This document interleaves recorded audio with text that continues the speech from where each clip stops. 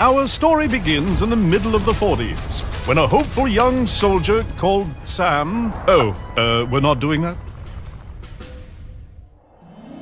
Our story begins in the middle of last Tuesday, where a hopeless young freeloader called Sam is sipping a fancy cup of coffee with a name nobody can pronounce. Sam was born with a silver spoon in his mouth. But not the actual spoon that he has in his mouth now. That is a different spoon.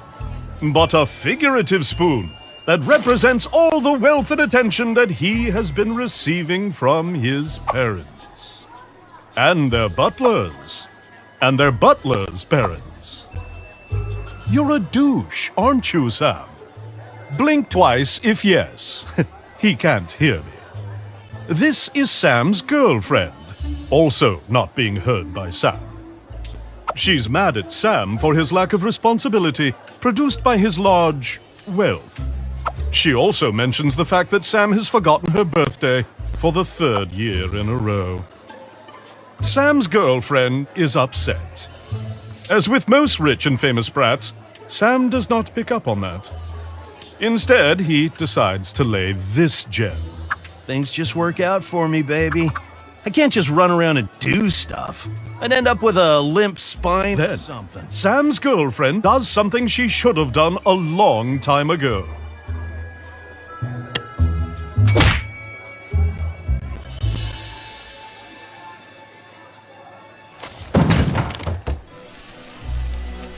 Sam is laying unconscious on the floor.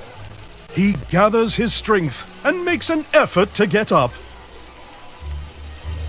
Then he makes another effort to stand up straight. Sam is hit in the head so hard, he has to remind himself how to walk. He takes a right step. Then he takes a left step. Good job, Sam! You're very good at existing.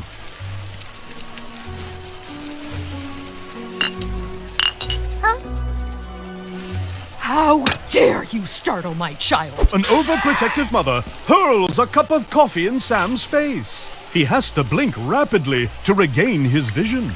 Say something, Harold. Oh, gee. How is our son going to become a Sam remembers the one thing he's good at. self? Paying for stuff. So he turns around to pay for his beverage. Prince.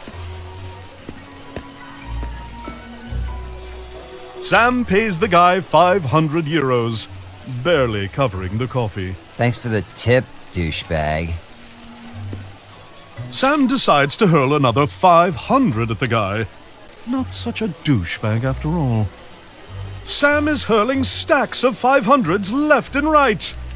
He has no perception of money. Sam is about to spend his whole weekly allowance on tipping a barista named Tony. He really was hit hard in the head. Holy feces! I'll just start my own coffee shop! Once again, Sam makes someone quit their job by tipping them too much. So long, suckers!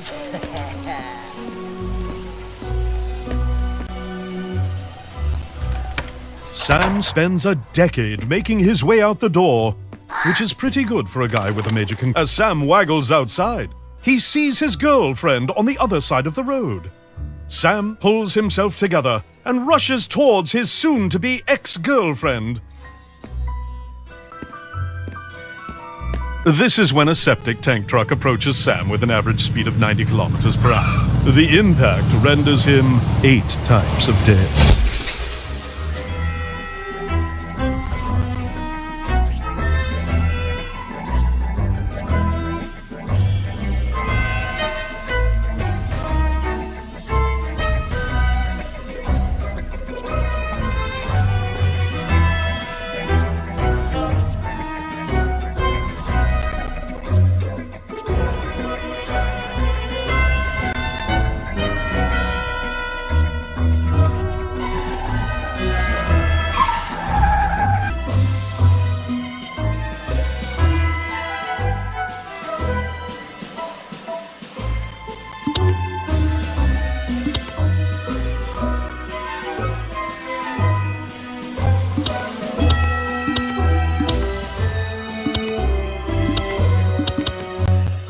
cares who worked on the game? Just skip to the action. Who knew a bottle to the face would result in such a terrible fate for Sam? But a bottle won't be the only thing that will meet Sam's face today. There's also the ground in hell.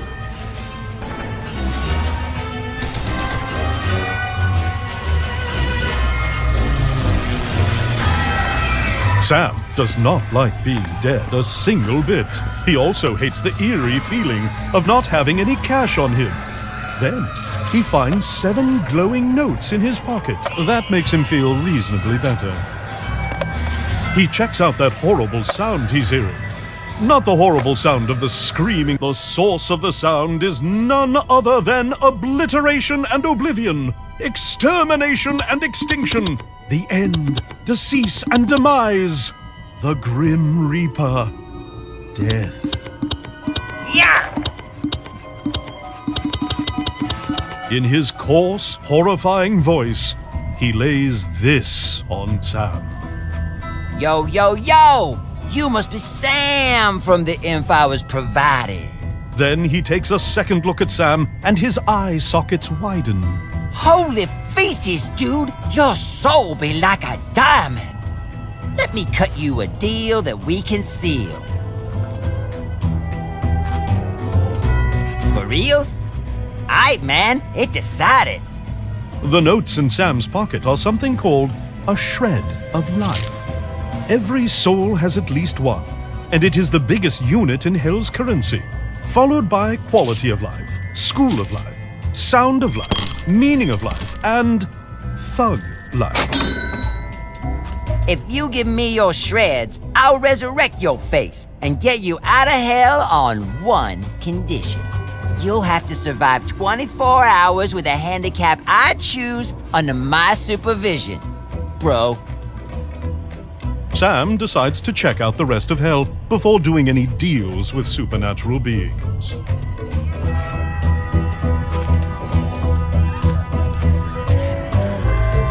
Why, hello there, dear sir. Let's see if we can find a job for you. You get to be... Ooh, a plumber. That'll be all your shreds, dear sir. All right, that sounds fair. Yes. Sam notices that the souls that get into Hell are forced to get a job and become functioning souls of society. For most people, this is okay, but for Sam, it's horrifying. He hurls his shreds at death like he's never hurled piles of money before. Why, hello there, dear sir. Let's see if we can find a job for you. You get to be... Ooh, a minesweeper. That'll be all your shreds, dear sir. Could be worse. Whatever. Kinda sounds fun. Why, hello there, dear sir. Let's see if we can find a job for you. You get to be a struggling freelance artist. Oh my, that'll be all your shreds, dear sir. No! This is truly hell! Well, looks like it's time for lunch, dear sirs and madams. Take all your concern-related concerns up with upper management. See you in 5 hours. He keeps the last shred for the next time he meets the gatekeeper of Hell, whenever that's going to be. Aight, bro. I only get to do these deals annually. But if you really want to live in biz, you have to do it manually. Also, I will stop speaking in rhymes now.